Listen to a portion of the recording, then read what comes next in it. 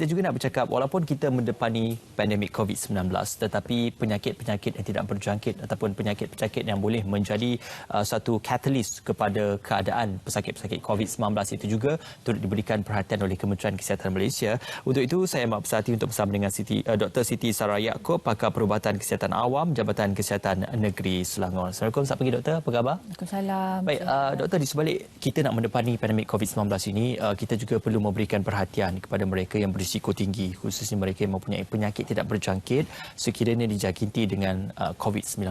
Sebelum itu mungkin boleh doktor kongsikan tentang kategori penyakit tidak berjangkit yang boleh memberi risiko dalam situasi pandemik COVID-19 ini, doktor.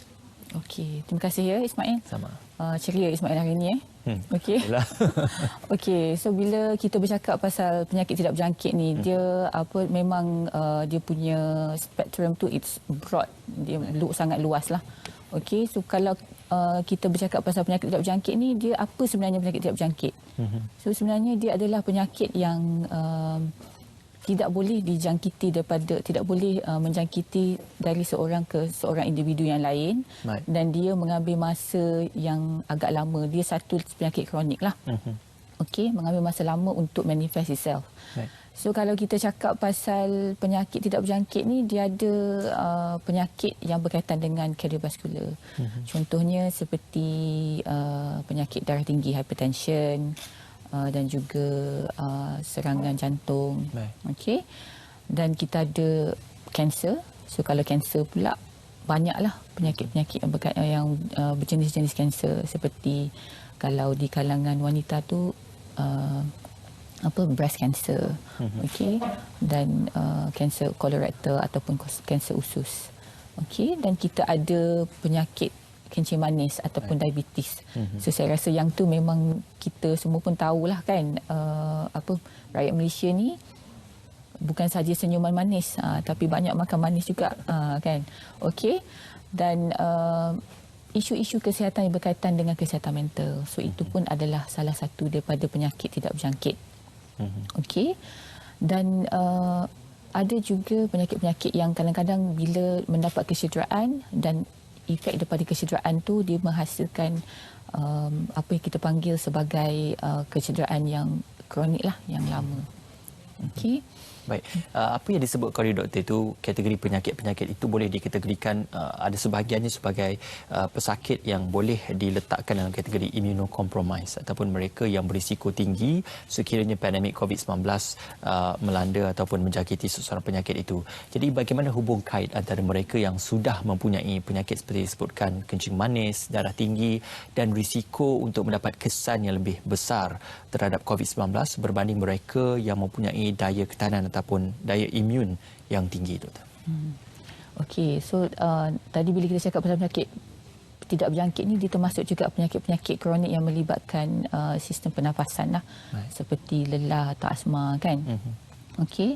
So bila kenapa kita perlu something like protect kita punya pesakit-pesakit yang mempunyai penyakit kronik ni, sebab biasanya mereka mempunyai, bila ada penyakit kronik ni, dia akan ada penyakit-penyakit ataupun kita panggil sebagai komplikasi daripada penyakit tersebutlah. Baik. Okey. Dan biasanya penyakit-penyakit tidak berjangkit ni dia melibatkan banyak organ. Dia punya komplikasi tu boleh menyebabkan impak kepada banyak yang organ di dalam badan kita lah. Okey, dan itu boleh menjejaskan juga imuniti seseorang tu biasanya. Dan biasanya kalau kita tengok bila kita cakap pasal penyakit tidak berjangkit ni, kita kembali kepada faktor. Dia ada dua faktor. Kadang-kadang bila kita bila dah dikatakan mengidap penyakit kencing manis atau darah tinggi, kadang-kadang semua orang dah jadi down, kan. So dia kata memang dah tak boleh ubat. Tapi sebenarnya bila kita cakap pasal penyakit tidak berjangkit ni, ada dia punya berita gembira dia, sebab dia ada yang faktor yang boleh diubah suai dan faktor yang tidak boleh diubah suai.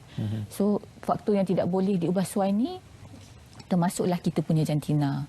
Ada setengah penyakit tu dia lebih banyak didapati di kalangan lelaki contohnya. Ada setengah penyakit tu lebih banyak didapati di kalangan wanita. Okey, ataupun faktor keturunan atau genetik. Itu adalah faktor yang tidak boleh ubah suai. Okey, tapi berita gembira tadi, faktor yang boleh diubah suai pun banyak. Sebab penyakit tidak berjangkit ni sebenarnya dia banyak dia berhubung kait dengan gaya hidup kita lah. Okey. So kita tak boleh lari daripada membicarakan berkenaan dengan masalah obesiti ataupun kegemukan. Okey. So faktor pengambilan makanan, jenis makanan, so sebenarnya itu pun boleh banyak membantu dalam kawalan penyakit tidak berjangkit ni. Okey. Dan kita punya cara kita kita panggil gaya hidup yang aktif, banyak bersenaman, dan bukan sahaja fizikal punya kesihatan, tapi kita kena jaga juga kesihatan daripada segi mental lah. Okey. Yang disebutkan oleh doktor tadi adalah mungkin kepada penyakit yang disebutkan dalam kata munajat adalah 3 serangkai. Sekiranya seseorang itu sudah mula didiagnos di peringkat awal untuk penyakit itu, adakah ada kemungkinan untuk sembuh ataupun untuk mengurangkan impak daripada penyakit itu sekiranya mungkin mematuhi pengambilan ubat-ubatan, gaya hidup yang sihat dan juga pengambilan makanan yang mengikut kepada apa yang disarankan oleh pihak doktor dan juga pakar kesihatan. Okey, so itulah bila kita didiagnos dengan penyakit tidak berjangkit ni, macam yang saya maklumkan tadi, dia ada bila kita ubah gaya hidup kita, so insya-Allah kita boleh macam contohnya yang paling penting adalah mempunyai berat badan yang ideal lah. Okey. So, sebab tu untuk mendapatkan berat badan yang ideal tu memang tak ada shortcut, memang tak ada magic formula, memang kita kena jaga pemakanan. Jaga pemakanan, tengok dan daripada segi portion. Pernah dengar tentang kempen makan suku-suku separuh kan? Okey. So dan kita pun Malaysia ni kita dinobatkan juga sebagai juara kan, negara yang mempunyai orang yang paling obes di Asia kan. Okey.